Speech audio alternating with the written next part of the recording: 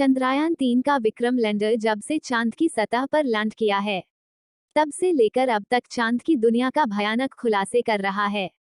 Landing के बाद चंद्रयान-3 ने भेजी पहली वीडियो और तस्वीर। दिखा चांद के दक्षिणी ध्रुव का ऐसा खौफनाक मंजर। अगले 14 दिनों तक चांद पर घूमते हुए चंद्रयान करने वाला है बड़ा कमाल। इसरो का यह मेगा प्लान देखकर दुनिया भर का एजेंसी हैरान हो गई है। दोस्तों, चांद के कक्षा में पहुंचने से लेकर आज तक इसरो के चंद्रयान-3 ने हर रोज नई तस्वीरें और वीडियो भेजा है। क्या आप जानते हैं रूस का लूना 25 जिस दिन क्रश कर गया, उस दिन भी लूना की स्थिति की दुर्लभ तस्वीरें भी साझा की थी, जिसमें चंद्रमा का वो साइड दिख रहा था जिस धरती पर बैठकर किसी भी टेलीस्कोप द्वारा नहीं देखा जा सकता था। लेकिन इस वक्त की सबसे बड़ी खबर यह है, चंद्रयान-3 चंद्रमा की सतह पर सफलतापूर्वक सॉफ्ट लैंडिंग कर चुका है, जिसके तुरंत बाद चंद्रयान में लगे हाई क्वालिटी वाले कैमरे से चांद की दक्षिणी ध्रुव की पहली झलक कैप्चर कर ली है। और अगले 14 दिनों तक वह बड़े कमाल करने वाला है, जिसका खुलासा आज हम इस वीडियो में करेंगे। साथ ही दिखाएंगे इस मिशन से जुड़ा हुआ पहलू, जिसे देखकर इसरो के लिए आपकी इज्जत 10 गुना बढ़ जाएगा। तो देखिए इस वीडियो को अंत तक। दोस्तों, 14 जुलाई को पृथ्वी से चांद के लिए रवाना हुआ चंद्रयान-3 ने इतिहास रच दिया है, जब उसने 23 अगस्त के शाम चांद की साउथ पोल पर लैंड किया, जहां आज तक दुनिया का कोई भी देश नहीं पहुंच पाया है। चंद्रमा आज भी अपने अंदर अनेकों ऐसे रहस्य समेटे हुए हैं, इसीलिए दुनिया भर के वैज्ञानिक इसमें रुचि दिखाते हैं। इसी बीच इसरो की तरफ से बहुत ही बड़ी गुड न्यूज आ रही है कि चांद पर लैंडिंग के बाद चंद्रयान-3 के विक्रम लैंडर की कंडीशन बिल्कुल ठीक है, और इसीलिए चंद्रमा पर रिसर्च करने के लिए अपने प्रज्ञान रोवर को चांद की सतह पर खुला छोड़ दिया है। और यह रोबोट अगले 14 दिनों तक चांद की बहुत बड़े खुलासे करने वाले हैं। वही विक्रम लैंडर के एडवांस कैमराज ने अपने की लैंडिंग साइट की सबसे ताज़ा तस्वीर भेजी है। इन लेटेस्ट तस्वीर में सूरज की रोशनी को रिफ्लेक्ट करके चमक रही चांद की खूबसूरत सतह को साफ साफ देख सकते हैं।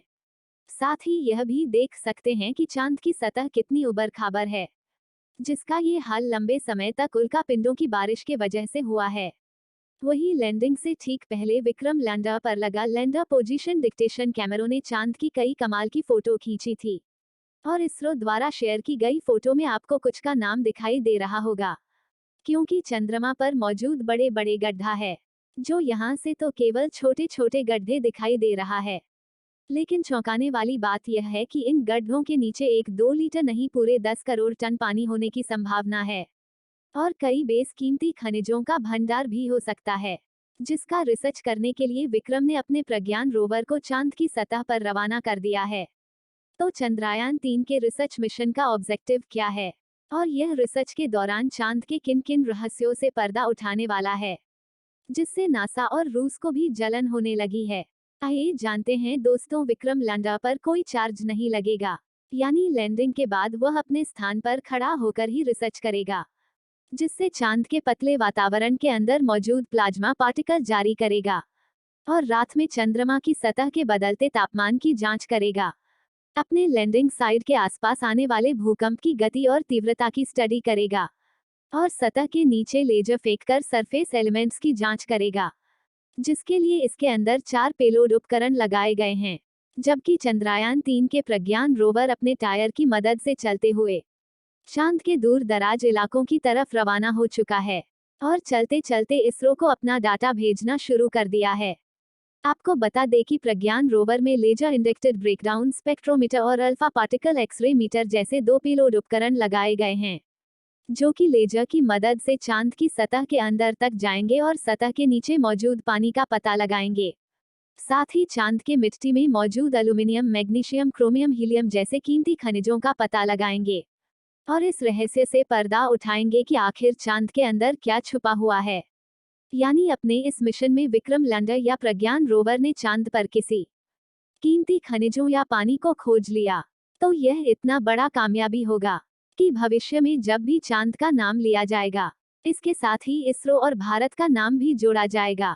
आपको बता दें कि रिसर्च मिशन चांद के वे लूनर डे होते हैं, जो कि पृथ्वी के 14 दिनों के बराबर है, जिसके बाद चंद्रयान-3 का विक्रम लैंडर और प्रज्ञान रोवर अपने आप निष्क्रिय हो जाएगा।